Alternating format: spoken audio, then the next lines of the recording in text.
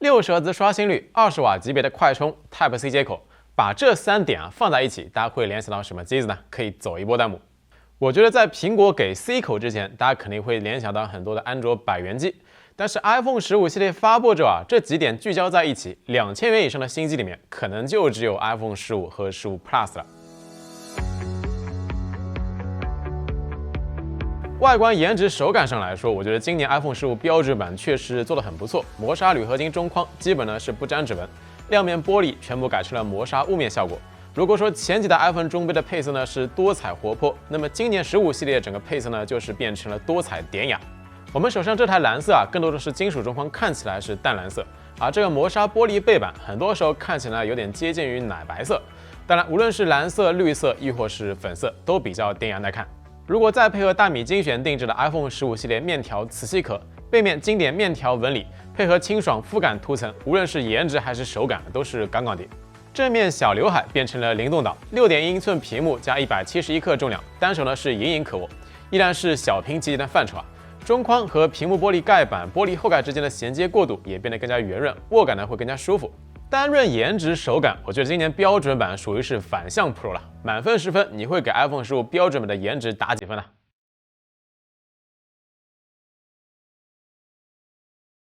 那么大家觉得今年 iPhone 15标准版最大的槽点是什么呢？60赫兹、20瓦快充，还是说没有长焦呢？相信现在弹幕里肯定飘过的是一堆60赫兹、60赫兹，还是60赫兹。2023年，当安卓千元机都已经普及了90赫兹、120赫兹高刷新率的大环境下，5999起步的 iPhone 15依然保持60赫兹实属是难奔评测这台机子的时候我尝试着用网上说的60赫兹自适应高刷新率的测试方法用几天，刚从120赫兹机型切过来的时候，主观感受就是，我去，怎么动画看着这么卡？说好的 iPhone 60赫兹媲美安卓90赫兹呢？但是用了2天之后呢，这个明显卡顿的感觉呢，确实是稍微缓解了下。看来苹果这个60赫兹自适应高刷新率确实有点东西只要我坚持1年不用高刷新率，应该就能够适应了。开个玩笑，开个玩笑。虽然说用了2天之后60赫兹的视觉卡顿感没有刚开始从120赫兹进行切换过来那么严重，但是用了将近5年的高刷手机之后，截止到视频发布，我还是无法把当下 iPhone 15 60赫兹刷新率画面和视觉流畅上做任何挂钩，信息流滑动、手势动画看起来还是卡卡的。当然，你说这个60赫兹能不能用我觉得如果身边没有其他高刷手机的情况下，自然是没啥问题。但问题是市面上同价位有一大堆旗舰性能120赫兹高刷机型可以选择为啥我要强迫自己去适应这个60赫兹呢？而且库克为了让果粉用上更好的60赫兹刷新率屏幕，他还重新开案定制了一块高素质60赫兹 OLED， 比如说全屏分值亮度从之前的800尼特加提升到了1000尼特加，常用 App 白底画面手动亮度呢就可以拉到800尼特以上，支持完善的色彩管理，色准表现呢也相当优秀。我甚至都怀疑这新开案一块素质更强的60赫兹屏幕是不是要比直接用原来 iPhone 13 Pro 那块屏幕要更贵呢？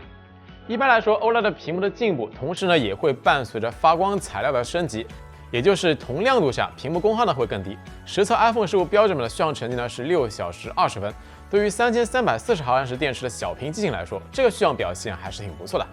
当然了，60赫兹刷新率也确实对续航起到了很大的帮助，尤其是游戏环节说到游戏环节 ，iPhone 15呢又非常尴尬了。现在2000元的安卓机都可以流畅体验王者荣耀极致画质120帧，吃鸡高清 HDR 90帧。你这6000块的旗舰依然只能和5年前的终端机一样，最高60帧运行，称之为吕布气狗一点都不为过。所以我觉得屏幕刷新率可以说是这代 iPhone 15整个手机最膈应人的一点。60赫兹也大大降低了 A16 能够发挥实力的上限，日常信息流应用、游戏体验甚至呢都不如2000块的7加金安卓机流畅。虽然这一次 iPhone 15标准版是灵动岛形态但同样因为是只有60赫兹，这一次上岛动画呢是真的一点都不灵动、不丝滑了。和 Pro 的120赫兹丝滑 Q 弹上岛动画相比，相去甚远。所以现阶段我是不推荐购买6000块的 iPhone 15标准版的，等降价就完事了。至于其他方面呢，我觉得今年 iPhone 15标准版总体上来说要比13到14提升更大些，尤其是相机环节传感器呢并不是14 Pro 直接下放 ，CMOS 尺寸呢要稍微小些，但是拍照效果来说，15系列相比14系列进步呢还是挺明显的。这方面我觉得主要还是得益于算法上的改进。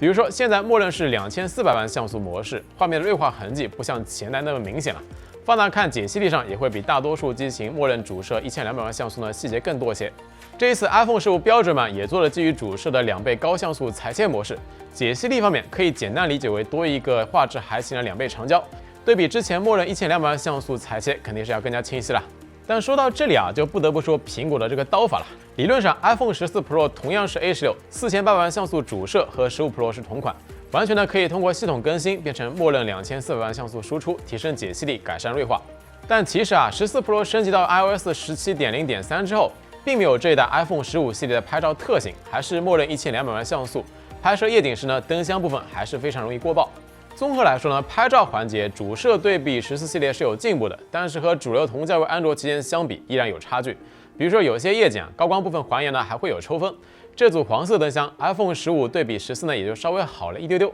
，14呢直接拍成了白色，15总体上来说高光部分还是直接过曝了。虽然说15基于主摄变焦都有超分算法加持，但毕竟没有实体3倍长焦，在3倍往上的变焦场景里啊，解析力相比有长焦机型是完全不够看的。领先的部分呢依然是视频环节，前置、后置主摄、超广角都支持 4K 60帧视频拍摄，视频录制过程中依然可以做到丝滑的变焦和镜头切换。动态范围、变焦顺滑度、防抖能力以及长时间录制的帧率稳定性，对比安卓旗舰依然是领先的。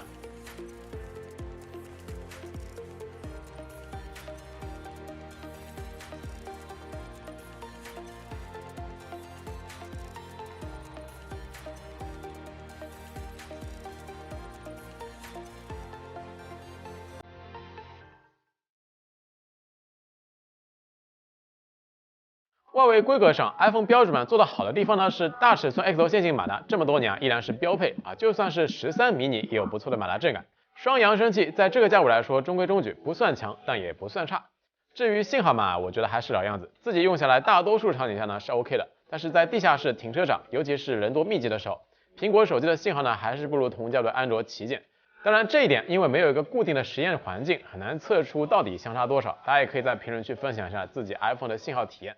升级了 C 口之后，平时连电脑充电呢确实方便了不少，不需要另外拖一根 Air 口数据线。不过需要注意的是 ，iPhone 15标准版 C 口最高速率呢是 USB 2.0 的 ，Pro 呢才是 3.0， 所以买标准版的用户就没必要额外花钱去升级数据线了。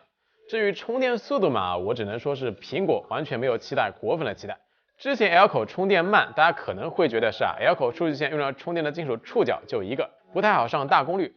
但这次换了 C 口之后 ，iPhone 15的充电功率还是只有20瓦，15分钟快充电呢是 4.01 瓦时，完整充满耗时需要1小时30分钟。最后的涓流部分依然是龟速。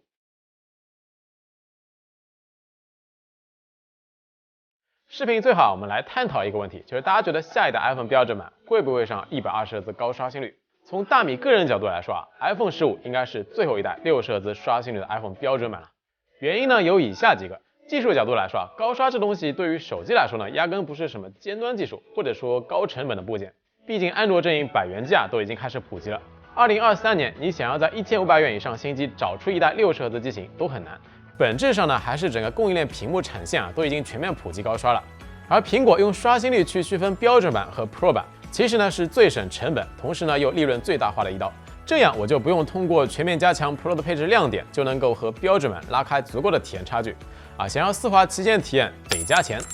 但是能够连续3代都这么做，归根结底我觉得主要还是这2年 iPhone 在高端市场过得太舒服了。华为被制裁之后，国内高端市场受益最大的其实就是苹果，其他国产厂商因为连续大火轮的关系，前2年高端机型基本是夭折，口碑呢也受到了影响，直到8加之后才有改善。今年华为加麒麟重新回归之后，苹果在高端市场上的挑战压力明显会大很多。还有就是随着8加、8金、天玑9000等一系列安卓旗舰芯片功耗发热正上走 ，A 系列处理器曾经秒天秒地的领先优势也在被迅速缩小。大家对于安卓旗舰的体验口碑也恢复得差不多了。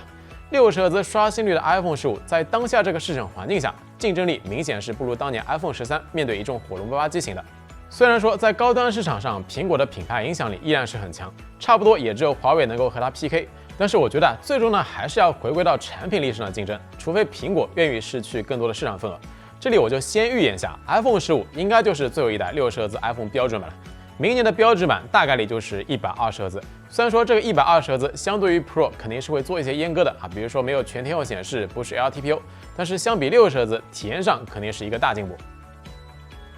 OK， 那么以上就是 iPhone 15的使用体验，以及对于 iPhone 标志版这几年为啥一直用6摄氏的一个个人解读。如果觉得视频做的还不错，还希望各位老铁能够点个赞、加个关注，这是我们更新视频的最大动力。那么我们下期视频不见不散，拜了个拜。